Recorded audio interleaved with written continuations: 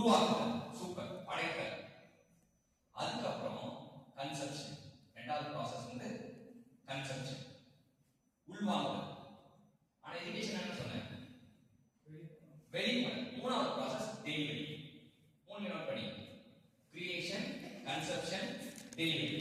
CCTV, creation, conception, delivery. சரியா?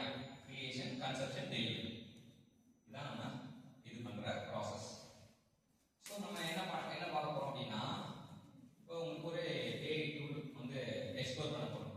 பர்టిక్యులரா ஒரு வேலை செய்யும் போது எத்தனை பேர் இருக்கீங்க கிளாஸ்ல? 55. இப்ப ஒரு வேலை செய்யறதுக்கு 550 நிமிஷம் தேவைப்படுது. சரியா? ஒரு குறிப்பிட்ட வேலை செய்யறதுக்கு 550 நிமிஷம் தேவைப்படுது. ஒருத்தனை வச்சு செய்ய சொல்லலாம், ஒரு ஸ்டூடெண்ட் வச்சு செய்ய சொல்லலாம், இல்ல அந்த ஸ்டூடெண்ட் வச்சு செய்யலாம். ஒருத்தர் செஞ்சா எவ்வளவு நேரம் ஆகும்? 550 நிமிஷம். Correct, you are very good. நம்ம 550 நிமிஷம் வேலையில ஒருத்தர் செஞ்சானா 550 நிமிஷம் அவன் யார் கண்டுபிடிச்சா? ரவிச்சந்திரனோட இதே கண்டுபிடிப்பு என்னன்னா 550 நிமிஷம் ஆகிற வேலைய ஒருத்தர் செஞ்சானா சொல்லுங்க. எப்பா சரி. அதுக்கப்புறம் இதே 550 நிமிஷம் 55 பேர் செஞ்சா என்ன ஆகும் சொல்லிட்டு சொல்லுங்க. 550 நிமிஷம் ஆகும். அது 55 பிரிச்சு கொடுக்கும். எவ்வளவு ஆகும் ஒருத்தனுக்கு? 550 வகுத்தல் 55 10 நிமிஷம். தமிழ்ச்செல்வி என்ன சொல்றாங்கன்னா 550 நிமிஷம் வேலைய 55 பேருக்கு பிரிச்சு கொடுத்தீங்கன்னா உங்களுக்கு 10 நிமிஷம் ஆகும் சொல்றாங்க. இதான் இந்த ஃபார்முலா பேர்தான் கூடி வந்தால் கோடி நன்மை. சரியா? இந்த ஃபார்முலா பேர்தான் கூடி வந்தால். இப்ப நம்ம எந்த வேலை செஞ்சாலும் சேர்ந்து செய்யணும். இன்னைக்கு வந்து ஒரு பேசிக் ஃபார்முலா கத்துங்க. தனியாடுங்க. நீங்க தனியாடுங்க. உங்க கூடவே சேர்ந்து வேலை செய்ய எத்தனை பேர் இருக்காங்க? 35 பேர். தெரியல எத்தனை பேர் இருக்காங்க? 55 பேர் இருக்காங்க. அப்ப எதை பண்ணாலுமே 55 பேர் தான் பண்ணணும். கிளாஸ்ல செமஸ்டர் ஆரம்பிக்கும் போது நான் இப்ப கத்துக் கொடுக்குற இந்த ஒரு செஷன்ல கத்துக் கொடுக்குறத நீங்க முடிக்கிற வரைக்கும் இதே போல இது பண்ணணும். இப்ப வேணா நான் இருக்கலாம், நான் இல்லாம அந்த பீரியடே வந்து பசங்களை ட்ரெயின் பண்ணி இந்த செமஸ்டருக்கான 6 பாடம் முடிச்சுங்க. 8 பாடம் முடிச்சுனா ஒரு பாடம் நான் முடிக்க வச்சுருவேன். ஆனா மிச்சம் 5 பாடத்துக்கு மிச்சம் 7 பாடத்துக்கு நீங்க முடிச்சு யோகி சாமி ப்ராக்ரஸ். அதான் உங்களுக்கு இது பண்ணி நான் கத்துறதுக்கான பலனே ஆகும். சோ இப்படிதான் பண்ணணும். இப்ப கூடி வந்தா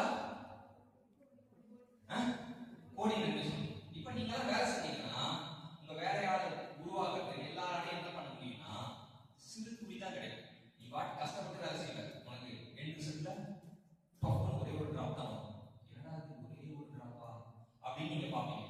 ஆனா சிறு துளி வேலை செய்யணும். எல்லாரும் ஒரு வேலை இருக்குன்னா ஃபர்ஸ்ட் ஃபார்முலா பிரிக்கணும். சொந்த பிரிக்கான்னு சொல்லிட்டு பிரிக்கணும்.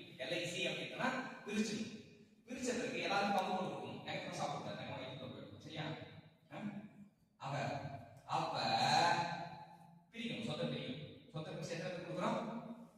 55 பேர். எல்லாரையும் வேலை செய்யணும். சரியா? எல்லாரையும் வேலை செய்யணும். வேலை செஞ்சுட்டு மறுபடியும் என்ன பண்ணணும்? We have to collect all the drops. When you collect all the drops, it will become an ocean. கடலாமலை, சிறுதுளி பெருவெள்ளம். Small drops when it collected make us a ocean. இதுதான் ஃபார்முலா. சரியா? சிறுதுளி பெருவெள்ளமோ கூடி வந்தா கோடி நன்மை. இது வந்து எஜுகேஷன் இன்ஸ்டிடியூட்ல மட்டும் பண்ண முடியும். நீங்க இப்போ கூட்டத்தை போட்டு வச்சீங்க, ஒரு கூட்டத்துக்கு வரும் 55 பேர் கூட்டணும்னா என்ன பண்ணணும்? 55 பிரியாணி கூட்டம் ரெடி பண்ணணும், 55 சரக்கு பாட்டு ரெடி பண்ணணும்.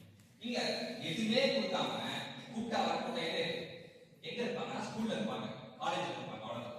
நம்ம இந்த கூட்டத்தை ஒரு நல்வழிப்படுத்தோம்னா எல்லாரும் மல்டி மில்லியனர் ஆயிடுவாங்க. எல்லாருமே அவங்க நினைச்ச கார், நினைச்ச வீடு, கெத்தான வாழ்க்கை, இது எல்லாமே ஸ்கூல்ல பண்ண முடியும், இது எல்லாமே காலேஜ்ல பண்ண முடியும். ஆனா இப்படி பண்ணணும். மெத்தட் வந்து நம்ம நீங்க கத்துக் கொடுக்குற மெத்தட்ல பண்ணணும். இப்ப இவ்வாறு கிஃப்டட் ஏரா, ஏன்னா ஏஐ யுகத்துல வாழ்க்கை, எல்லாம் கல்வி யுகத்துல வாழ்க்கை இல்ல, ஏஐ யுகத்துல வாழ்க்கை. ஏஐ யுகத்துல சரி என்னென்ன ஏஐ யுகத்துல எக்ஸ்ப்ளோர் பண்ணிருக்கீங்க?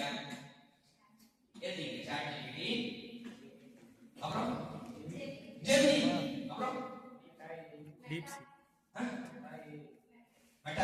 Meta AI perplexity